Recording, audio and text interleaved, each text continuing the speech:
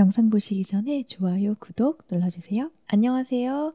밀리의 서재에서 리딩북 서비스를 진행하고 있는 책읽지 라이가입니다.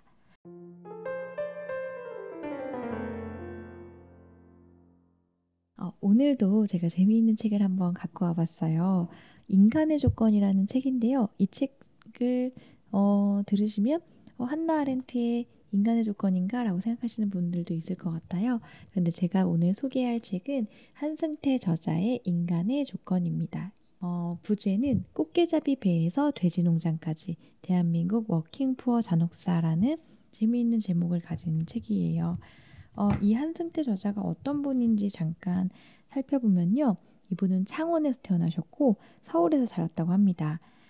중학교 때 작가가 되겠다고 마음먹었지만 꿈만 정했을 뿐 정작 글을 쓰진 않았죠. 춘천에서 대학을 졸업하자 이제 사회라는 것이 눈앞에 다가왔고 정말 하고 싶은 것이 글 쓰는 거였음을 간신히 기억해냅니다. 그때부터 결혼식장에서 도망치는 신랑 심정으로 전공을 내팽개치고 글을 쓰기 시작했습니다. 전국을 떠돌며 닥치는 대로 일했고 일하는 틈틈이 영원히 출판되지 못할 게 분명한 시와 소설들을 썼습니다. 어느 날 일을 마치고 돌아와 고시원에서 생각해보니 그동안 경험했던 직업이 꽤 여러 가지였다는 걸 깨달았고 그래서 1차, 2차, 3차 산업, 더 세밀하게는 농업, 어업, 축산업, 제조업, 서비스 업계에서 모두 일해본다면 그때는 책을 한 권 써야겠다. 그렇게 마음을 먹었고 실제로 그렇게 합니다. 그래서 이 저자가 전국을 돌면서 다양한 직업을 경험해요. 정말 물고기잡이 배도 타보고 돼지 농장에서 이 청소도 하고 편의점이나 주유소 알바 같은 것도 하고 고시원에서 생활하기도 하는데요. 그런 일상을 적나라하게 적어낸 그런 책입니다. 아마 읽어보면 굉장히 재미있게 느끼실 거예요. 그래서 차례는 총 6개의 챕터로 되어 있습니다. 굉장히 어떻게 보면 에세이잖아요. 그럼에도 불구하고 두께감도 굉장히 있고 글도 무게감이 있는데 굉장히 잘 읽힙니다. 첫 번째 장은 이틀바리, 진도에서의 꽃게잡이를 했고요. 두 번째는 빈민의 호텔, 서울에서 편의점과 주유소에서 일했던 경험입니다.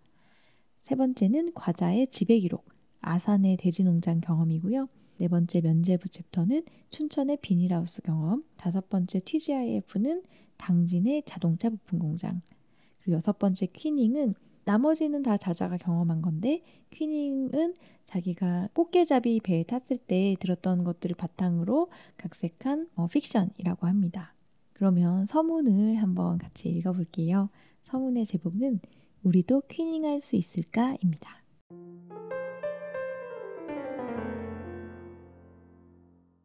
프로도가 아라곤을 만난 날 호빗들은 저녁 식사로 뜨거운 스프, 차가운 고기, 블랙베리 파이, 새로 구운 빵, 큼직한 버터 조각, 반쯤 익힌 치즈를 먹었다.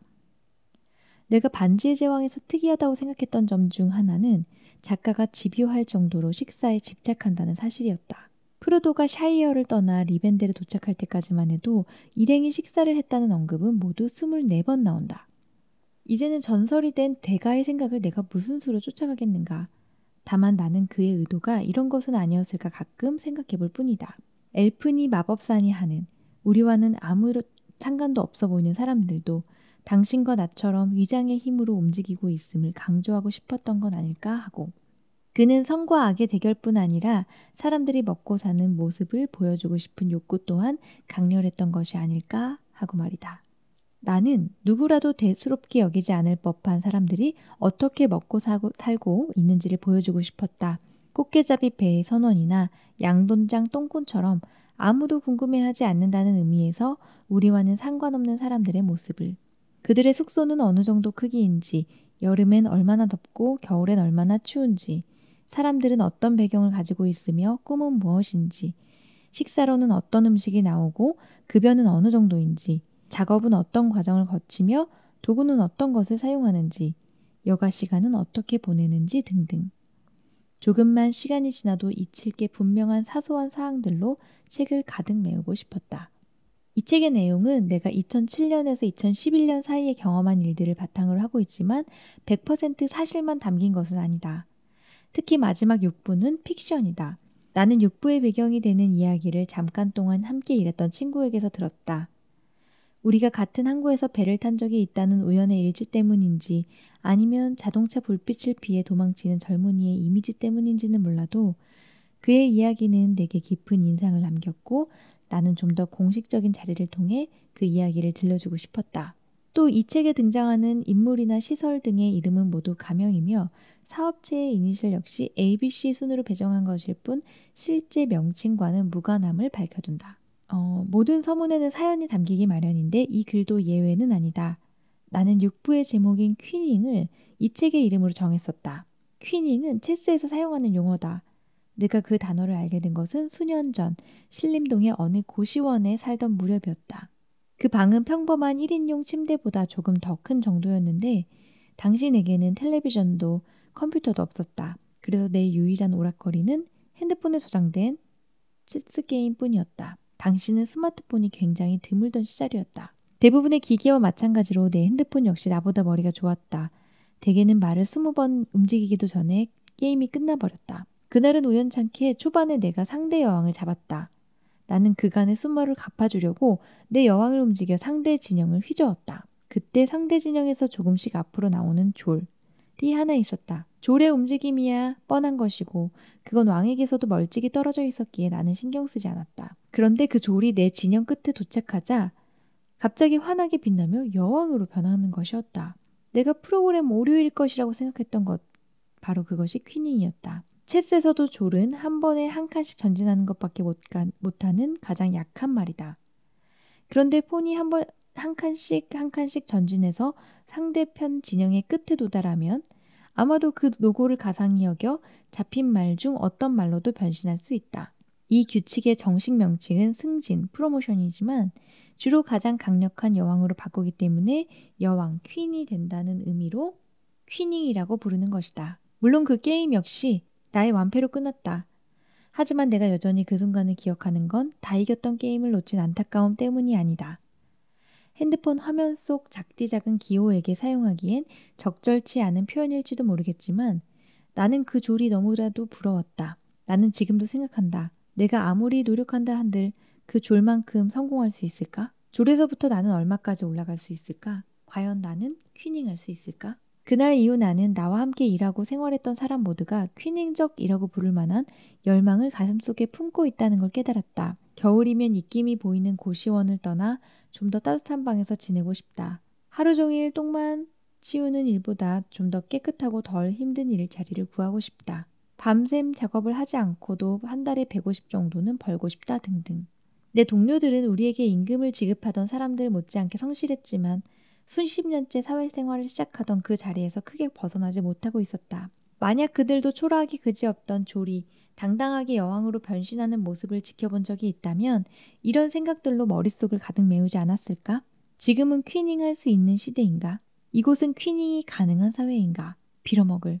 우리는 도대체 언제쯤 퀴닝할 수 있단 말인가? 나는 퀴닝을 계층 상승에 어른들이 좋아하는 표현으로는 개천에서 용난다는 은유로 사용했는데 이것이 책 제목으로 쓸만하다고 생각한 건 세상에서 나 혼자뿐이었던 모양이다. 내 계획대로였다면 분명 타임지가 뽑은 최고의 책 제목 100에 뽑혔을 퀴닝은 이런저런 이유로 지금은 표지에서 400페이지 정도 물러나 6부 제목으로 주저앉아 버렸다. 나는 출판사에 막대한 부채를 안겨줄 생각도 창고에서 먼지만 쌓여가는 책의 저자가 되고 싶은 마음도 없다.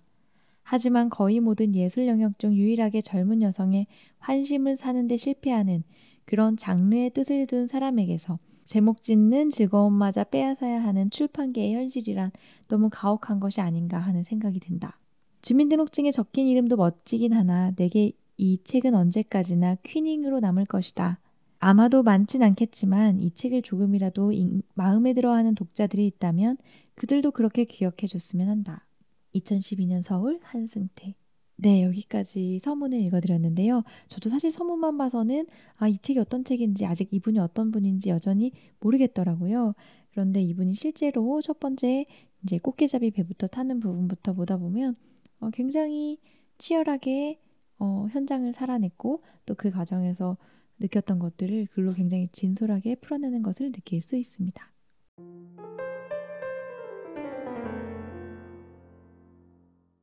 제1장 이틀발이 진도 꽃게잡이. 컨테이너는 가로 세로 2.5m, 6m의 크기였다. 입구는 알루미늄 셰시로 된 미닫이 문이었는데 방풍 효과는 거의 없었다. 신발을 벗어두는 곳과 방의 경계에 두꺼운 커튼 2개가 매달려 있었다. 이 커튼이 바람을 조금이나마 막아줬다. 방 안은 깜깜했다. 잠시 후 백열등이 부르르 떨다 켜졌다. 남자 넷이 얼굴을 찌푸리며 나를 올려다보았다. 남자들이 입을 열었다. 이름이 뭐야? 고향이 어디야? 몇 살이냐? 너 깨끗하냐? 이 질문은 나를 조금 당황하게 만들었다. 예? 전과 있냐고. 근데 너 배는 왜 타려는 거냐? 어떤 말도 떠오르지 않았다. 가장 그럴듯한 대답은 돈 때문이겠지만 분명 다른 무언가를 기대하는 것 같았다. 나중에 알게 됐지만 새로 도착한 선원은 누구나 이런 질문을 받는다. 왜 배를 타냐는 물음은 작업의 특정 순간에 대한 질문이라기보다는 장소에 대한 질문이다. 바꿔 말하자면 왜 배를 타는가 라는 질문은 왜 바다까지 왔는가 라고 묻는 것이다. 선원들이 서로에게 이러한 질문을 던지는 것은 상대의 기호나 성향이 궁금해서가 아니라 그동안 어떻게 살아왔는지를 들려달라는 뜻에 가까웠다. 집에서 놀기 뭐해서요? 아니, 그건 나도 보니까 알겠는데 왜 배냐고. 꼭 배 타야만 돈 버는 거 아니잖아? 아, 그냥 바다가 좋아서요. 그래 알겠다. 이제 우리가 너를 막내라고 부를 거다. 알겠냐? 예. 힘들겠지만 어쨌거나 함 열심히 해봐. 예. 그리고 힘들면 못하겠다고 말하고 가. 도망가지 말고. 너 스스로 배 탄 거지 누가 억지로 보내서 온 거 아니잖아. 못하겠거든 얘기해. 밤에 도망가지 말고. 사람들이 조금씩 옆으로 자리를 옮기자 커튼 바로 옆에 내가 누울 만한 공간이 생겼다. 커튼 밑으로 11월이라는 시기에 어울리는 것보다 더 차가운 기운이 스멀스멀 밀려들어왔다. 내가 어쩌다가 여기까지 왔을까. 나는 심층 면접을 끝마친 것 같은 기분이 들었다. 선주와의 면담도 그만큼 자세하고 깊이 있진 않았다. 선주와의 면담은 사실대로 말하자면 면담이라는 표현 자체가 과장에 불과하다. 소개소는 낙성대에 있었다. 건물 외관부터 광고에서 약속한 금액을 의심하게 만들었다. 벽에 칠이 벗겨져 회색 콘크리트가 드러나고 금이가 있었다. 소개소장은 바짝 마른 몸매의 중년 여자였다. 올해 나이가 어떻게 되세요? 26인데요. 아이고 딱 좋을 때네. 그 나이 때 많이들 해요. 일하려면 뭐 필요한 거라도 있나요? 신분증 가지고 오셨죠? 갈아입을 옷은? 그럼 다 됐어요. 내려가면 작업복, 장갑 필요한 거 다 준비해줘요. 가면 숙소도 있고 밥 해주는 사람도 있고 담배도 주고 필요한 거 다 있으니까 아무 걱정 안 하셔도 돼요. 내려가실 때 경비도 저희가 드려요. 그럼 돈은 어떻게 되나요? 배 처음 타시는 거죠? 예. 돈은 기본 급료가 한 달에 100만 원이고 물고기를 많이 잡으면 잡은 만큼 가져가는 거예요. 예를 들어 3개월 잡은 물고기 값이 3억이다 치면 경비 빼고 남은 돈 중에서 반은 선주가 갖고 나머지 절반은 선원들이 나눠 가져요. 대신 갑판장은 일반 선원보다 조금 더 받아요. 그리고 만약에 물고기가 안 잡혀도 기본 급료는 선주가 메꿔줘요. 일 많이 있어요. 꽃게, 전어, 새우, 멸치, 배도 그날 갔다 들어오는 것부터 한 번 나가서 5, 6일 아니면 보름까지 있다 오는 것들까지. 위험할 거 전혀 없고요. 한 번 나가면 오랫동안 있는 배들에서는 선원들끼리 군기도 잡고 좀 힘드니까 처음 힘드신 거면 그날 들어오는 배가 일도 쉽고 분위기도 편하고 좋아요. 그럼 일하시는 걸로 하시겠어요? 안 그래도 지금 좋은 자리 하나 들어와 있어요. 진도의 꽃게잡이 통발 배인데 선주도 좋은 사람이고 거기 숙소도 좋아요. 필요한 거 다 갖춰져 있고 밥 해주는 사람도 있고 좋아요. 거기로 하시겠어요? 아, 예. 아유, 잘 생각하셨어요. 가시면 잘해드릴 거예요. 잠깐만요. 선주분이랑 이야기 좀 해보세요. 소개소장이 급하게 전화를 걸었다. 예, 여기 소개소인데요. 한 사람 구했어요. 예, 성실하고 일도 오래 하시겠대요. 잠깐만요. 바꿔드릴게요. 여보세요? 너 몇 살이냐? 굵고 두꺼운 통나무가 말을 한다면 이런 소리를 내지 않을까 싶은 목소리였다. 26인데요. 배 처음 타냐? 예. 너 일할래? 예. 알았다. 전화 바꿔라. 예, 그럼요. 지금이 3시니까 4시나 5시 차로 보낼게요. 도착하면 입금 부탁드려요. 난 여자에게 차비를 받아 고속버스 터미널을 향했다. 웃기는 얘기지만 내 머릿속은 희망으로 가득 차 있었다. 전후 관계는 모조리 생략하고 3억이라는 숫자밖에 떠오르지 않았다. 나는 내 무지와 무신경함을 나무랐다. 그 순간만큼은 불경기나 빈곤층이니 하는 말들이 그저 음모이론처럼 느껴질 뿐이었다. 아침까지만 해도 칼바람으로 나를 난도질하던 세상이 갑자기 공짜로 점심을 주겠다고 덤비는 꼴이었다. 급여 1,800에서 2,500, 숙식 제공, 짧은 기간 목돈 마련 가능이라고 신문에 적혀 있었다. 내가 미처 깨닫기도 전에 내 첫 번째 고용주와의 면담이 끝나 있었다. 생활정보지에서 일자리를 찾았다는 건 한 인간의 모든 역량이 A 위치에 있던 물체를 B 위치로 옮기는 것으로 축소된다는 뜻이었다. 그는 내 팔다리가 제대로 달려있는지도 확인하지 않았다. 그저 내게 일할 의사가 있는지만 물었을 뿐이다. 이런 모습은 내가 꿈꾸던 이상사회의 면접 장면과 닮아 있었다. 물론 면접의 간략함은 내가 하게 될 일의 단순함을 증명하는 것이었지만 그래도 나는 조금 마음이 놓였다. 내 마지막 진짜 면접은 말 그대로 재앙이었다. 메타라는 이름의 외식 업체였는데 주 5일 근무에 연봉은 3,200만 원이었다. 나는 다른 지원자 둘과 함께 면접장에 들어갔다. 처음엔 모든 것이 순조로웠다. 내가 영어며 엑셀이니 하는 것들과 얼마나 친숙한지, 내가 외식업계에 얼마나 헌실적으로 젊음을 바칠 준비가 되어 있었는지 떠들어댔을 때 다들 내 말을 믿는 눈치였다. 물론 새빨간 거짓말이었지만. 일이 꼬이기 시작한 건 면접이 끝날 무렵 여자가 던진 질문 때문이었다. 강남대교는 길이가 300m에 차선 6개입니다. 차들이 모두 시속 80km로 달린다고 할 때 하루 동안 몇 대의 차가 지나갔는지 알아보는 가장 좋은 방법은 무엇일까요? 아무 생각도 들지 않았다. 앞사람이 횡설수설하는 동안에도 그래서 그게 도대체 어쨌다는 거냐는 생각밖에 들지 않았다. 두 번째 친구가 도로관리국에 물어보면 됩니다. 비스무리한 답변을 했다가 매몰차게 무시당하는 걸 보고서는 일말의 희망마저도 사라져버렸다. 내 차례가 됐지만 아무 말도 하지 못했다. 면접관들이 내 이름을 불러대며 대답을 채근했지만 나는 고개를 푹 숙인 채 입을 다물어 버렸다. 그들이 혀를 차는 소리가 들렸다. 나는 또 한 번 그럴듯한 기회를 날려버린 것 같아 분통이 터졌다. 진짜 사고는 마지막 질문에서 터졌다. 예, 다들 수고가 많으셨습니다. 자, 마지막 질문인데요. 20년 후 자신의 모습이 어떨지 말씀해 보시겠어요? 글쎄요. 땅값 싼 서울 변두리에서 치킨집이나 하고 있지 않을까요? 물론 그것도 평생 회사 일밖에 모르는 제가 법적으로만 사기가 아닌 체인점 광고에 퇴직금을 날려버리지 않았을 경우지만요. 이렇게 대답을 한 거죠. 집으로 돌아오는 길에 내가 깨달은 건 합격하지 못하리라는 것만이 아니라 내가 이 시스템 자체에 결코 적응하지 못하리라는 사실이었다. 내가 만약 합격했다면 그것은 내게도 회사에게도 불행한 일이었을 거다. 나는 그들의 업무에 적절한 사람이 결코 아니었고 인재는 더더욱 아니었다. 모집 요강에 적힌 인재가 인적 재난의 약자가 아닌 이상엔. 그러니 선주와의 허술한 면접이 끝나고 느낀 안도감을 당신도 조금은 이해할 수 있을 것이다. 네, 여기까지 영상 보시는 분들을 위해서 첫 번째 챕터도 좀 읽어드렸고요. 이 뒷부분에 대해서도 제가 밀리의 서재 리딩북에서 계속 더 읽어드릴 예정입니다. 밀리의 서재 리딩북은요. 이렇게 책을 발췌해서 크리에이터 분들이 읽어드리는 그런 서비스고요. 1시간 정도 책의 중요한 부분만 딱 이렇게 해서 읽어드리는 서비스예요. 그리고 이제 감정이나 이런 것들도 같이 담아서 소개를 하고 있고요.